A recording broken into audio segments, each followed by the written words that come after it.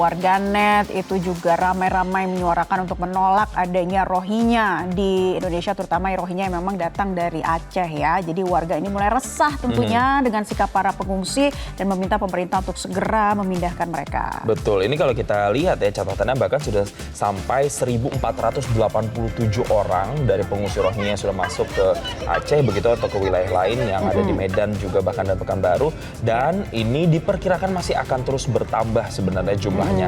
Tapi yang menjadi permasalahan kan belakangan ini kenapa sih warga Aceh begitu kemudian menolak kedatangan dari pengungsi Rohingya? Kalau kita melihat di pemberitaan memang setidaknya ada beberapa alasan yang Naila. Yang pertama karena mereka ini dianggap tidak menghargai pemberian bantuan dari warga Aceh. Sempat diberikan bantuan katanya tapi ada yang dibuang begitu ke laut begitu ya. Terus kedua ada yang kabur dari kamp pengungsian dan kemudian ada yang tidak menjalankan syariat-syariat Islam yang memang diterapkan di Aceh. Jadi semacam melanggar norma-norma yang ada di sana. Iya, norma dan juga dikatakan budaya setempat itu tidak sesuai, ditambah lagi katanya persoalan dengan kebersihan dan lain-lain ya.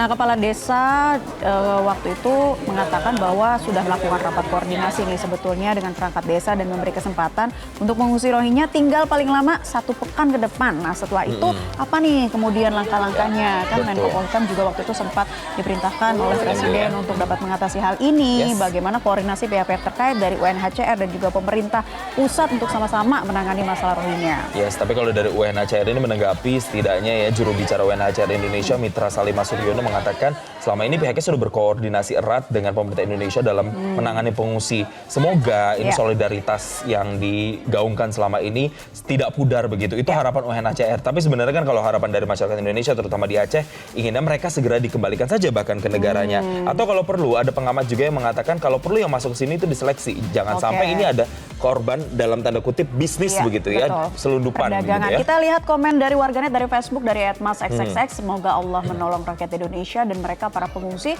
bisa kembali ke negara asalnya lagi dengan selamat. Ada juga Dani Sepyunadi, urus saja rakyat kita sendiri yang masih kurang. Kenapa harus urus warga negara lain? Iya, itu tadi 2 komen yang kita bacakan ya terkait dengan para pengungsi Rohingya.